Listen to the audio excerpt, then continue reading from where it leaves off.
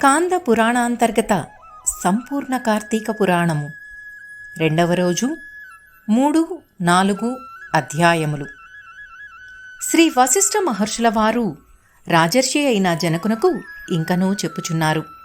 జనకరాజా, ఈ కార్తీక మాసంలో స్నాన దాన జప తపాలలో దేనినైనను ఏ కొంచెము ఆచరించినా విశేష ఫలితము దొక్కుతుంది. బద్ధకించి సుఖాలకు లోనై ఎవరైతే ఈ కార్తీక మాసంలో కార్తీక వ్రతాన్ని ఆచరించరో అట్టివారు జన్మజన్మలకు కుక్కగా జన్మిస్తూనే ఉంటారు. పాపాత్ములై కోటి పర్యాయాలు చండాల యోనినందు జన్మించి చివరకు బ్రహ్మరాక్షసులుగా మారిపోతారు.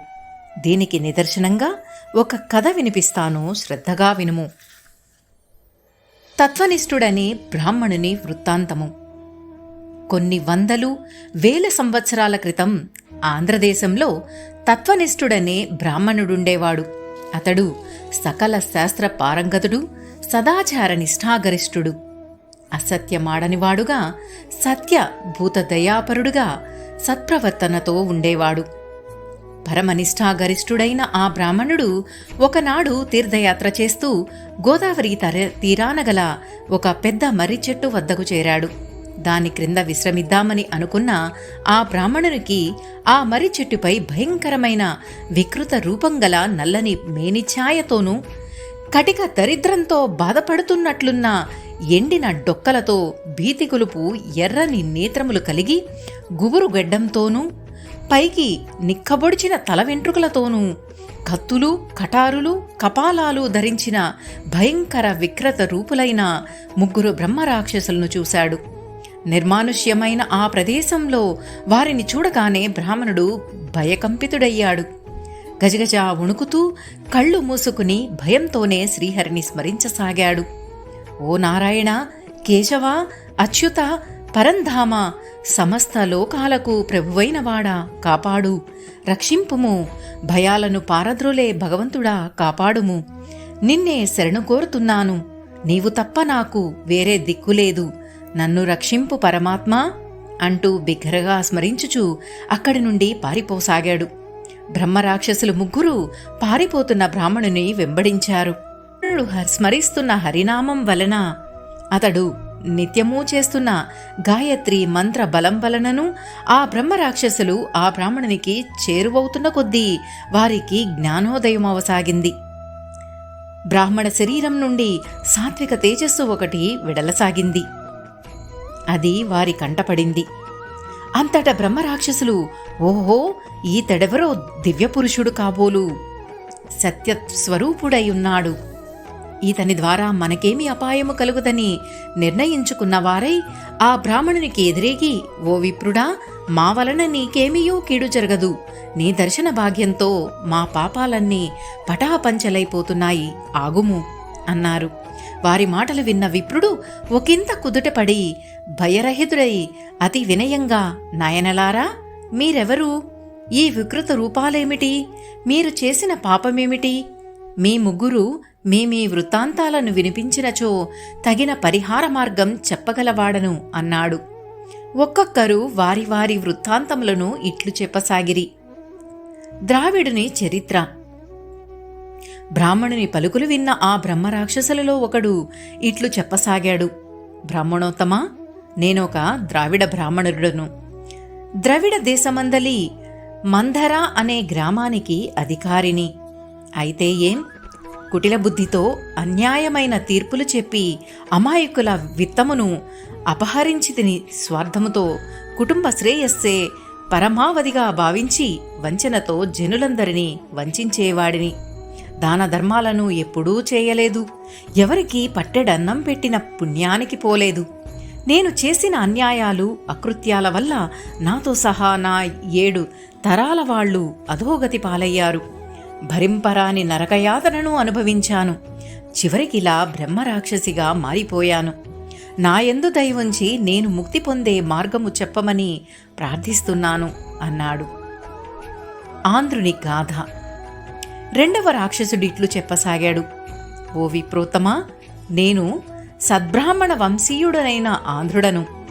ధనగర్వముతో కన్ను మిన్ను కానక కన్న తల్లిదండ్రులను పీడించాను, వారితో కలహించాను.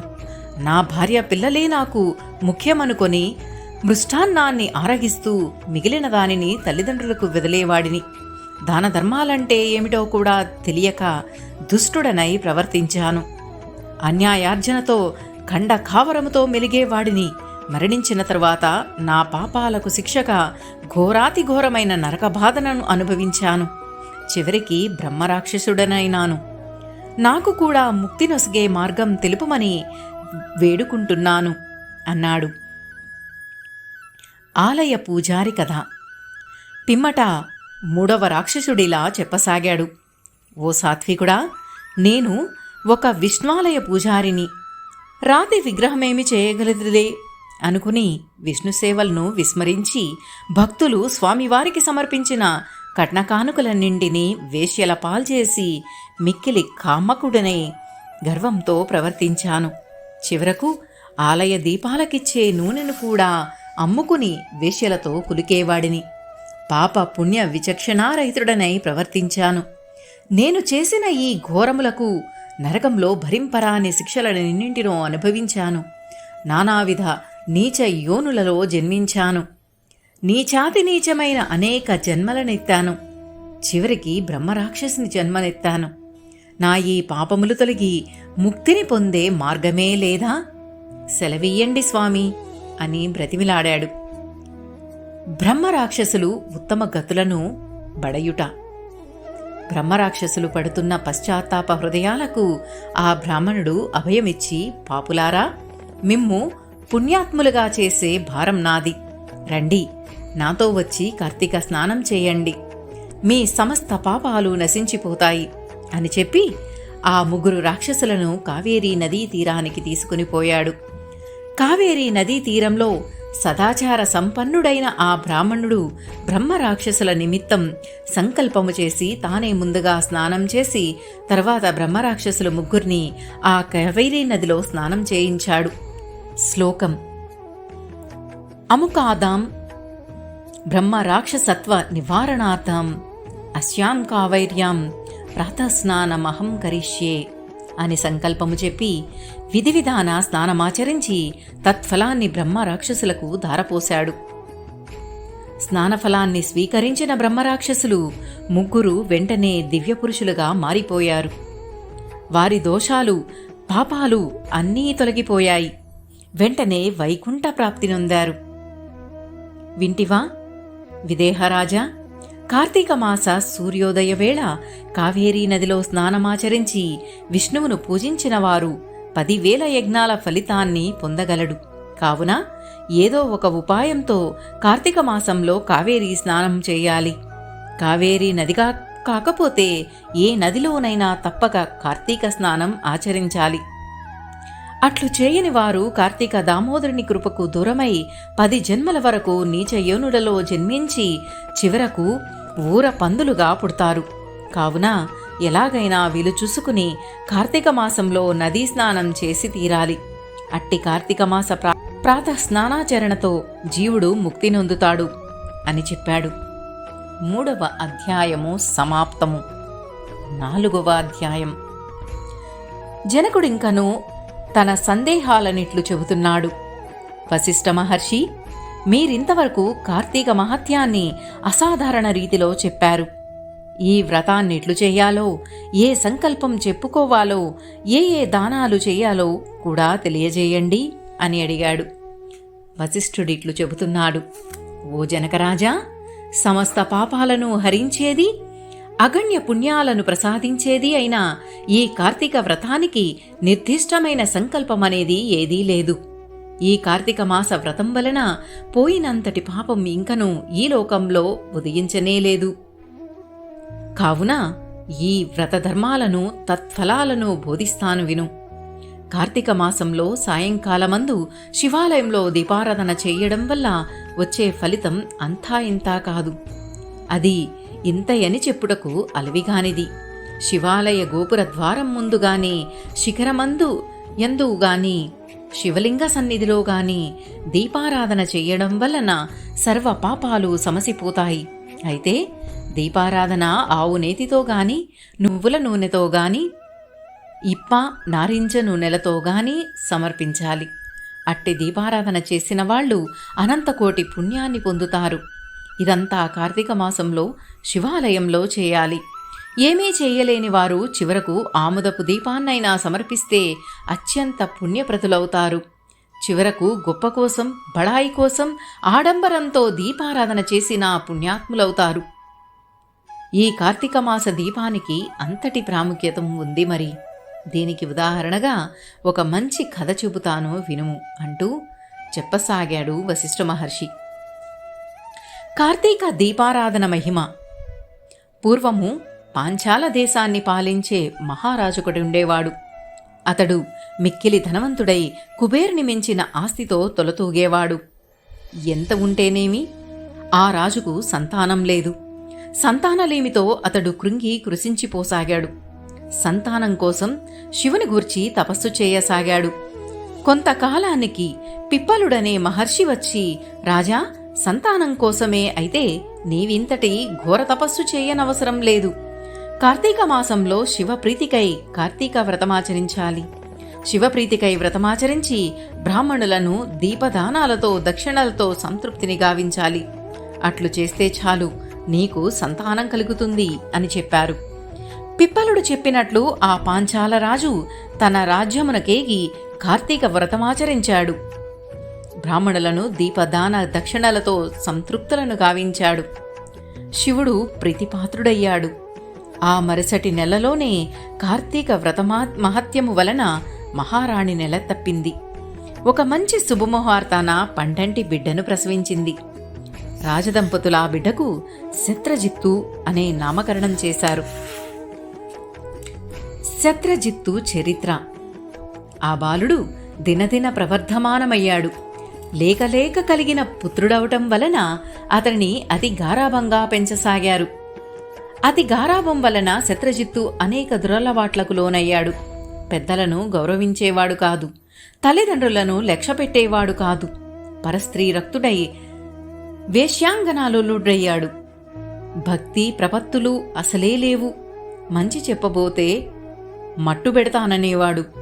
తాను పట్టిన కుందేటికి మూడే కాళ్లన్నట్లు ఆడింది ఆటగా, పాడింది పాటగా జీవించాడు. అతి స్వేచ్ఛాయుతుడై అన్ని దుర్గుణాలకు అలవాటయ్యాడు. అటువంటి శత్రుజిత్తుకు ఒకనాడు అద్భుత సౌందర్య రాశి అయిన ఒక బ్రాహ్మణ భార్య ఎదురైంది. ఆమె యొక్క అరటి దోనెల వంటి తొడలను, పెద్ద పిరుదులను, కుంభాల వంటి కుజాలను, మీను కన్నుల గల కన్నులను, చక్కని చిలుక పలుకుల చిన్నారి అయిన ఆమెను చూసి మోహంలో పడ్డాడు. లేత తొండపండు వంటి సుతిమెత్తని ఆమె అధరాలను అందుకోవాలనుకున్నాడు. శత్రుజిత్తు యువరాజు కావడం వల్లను, మీదు మిక్కిలి రాజకుమారుడవడం వల్లను అతని అందానికామె పరవశించిపోయింది. మాటలు కలిశాయి. ఒకరినొకరు ఇష్టపడ్డారు. ఇంకేముంది, ఆమె రోజు రాత్రివేళ తన భర్తని నిద్రపోగానే సంకేత స్థలంలో రాకుమారుని కలిసి సురత క్రీడలలో తేలిపోయేది. జారత్వం, చోరత్వం ఎంత కాలం దాగుతాయి? ఎలాగో ఆ భోగోతం ఆమె భర్తకు తెలిసింది. ఉగ్రుడైపోయాడతడు. ఎలాగైనా వీరిద్దరినీ హతమార్చాలనుకుని పదునైన కత్తినొక దానిని చేతబట్టి వీరిద్దరి రంకును ప్రత్యక్షంగా చూసిన తర్వాతనే నరికి వేయాలనుకున్నాడు. యువరాజు శత్రుజిత్తుకు గాని జారిణికి గాని ఇదేమీ తెలియదు. అవకాశం కోసం ఎదురుచూస్తున్న జారిణి భర్తకు ఆ అవకాశం రానే వచ్చింది. ఒక కార్తీక సోమవారం పౌర్ణమి నాటి రాత్రి శత్రుజిత్తు, జారిణి ఇద్దరూ తమ సురత క్రీడలపై ఒక పాటుపడిన శివాలయాన్ని సంకేత స్థలంగా ఎంచుకున్నారు. పౌర్ణమి నాటి రాత్రి అందరూ భజన కార్యక్రమాలలో నుండగా వీరిరువురు సంకేత స్థలంలో కలుసుకున్నారు. పాడుబడిన శిథిలావస్థలోనున్న శివాలయము కావడం వల్ల అంతా చీకటిగా ఉంది. ఏమీ కనిపించకపోవడంతో ఆమె తన చీర కొంగును చింపి చిన్న వత్తిగా చేసింది. రాకుమారుడు ఎజటి నుండియో గాని ఆముదమును తెచ్చాడు. వారిద్దరూ కలిసి తంటాలు పడి ఎట్లాగో దీపాన్ని వెలిగించారు.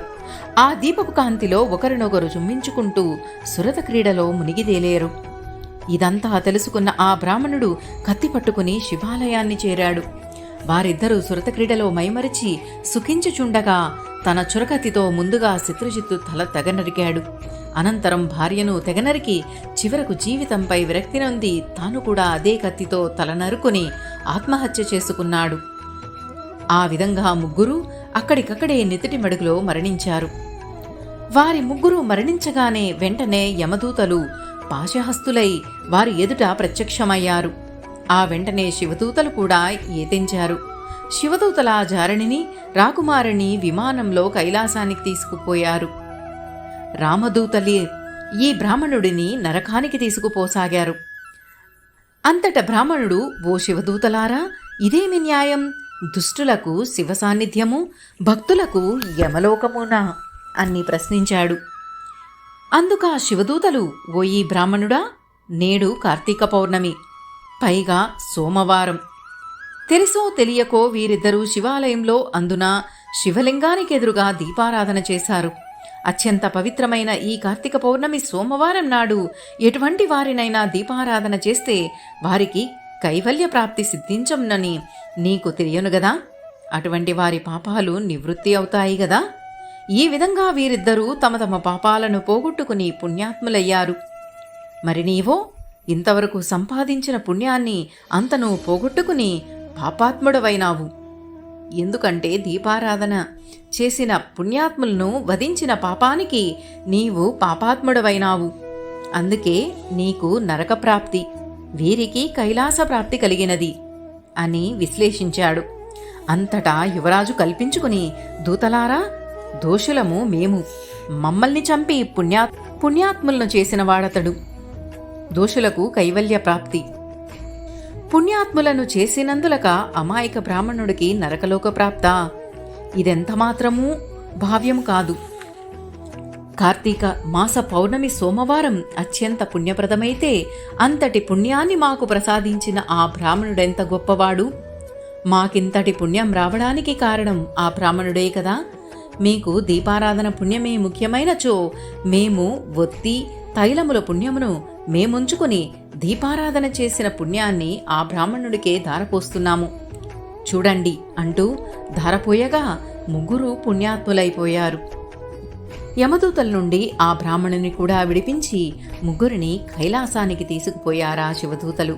కావున జనకరాజా, కార్తీక మాసంలో తప్పనిసరిగా శివాలయంలో గాని విష్ణువాలయంలో గాని దీపారాధన చేసి తీరాలి.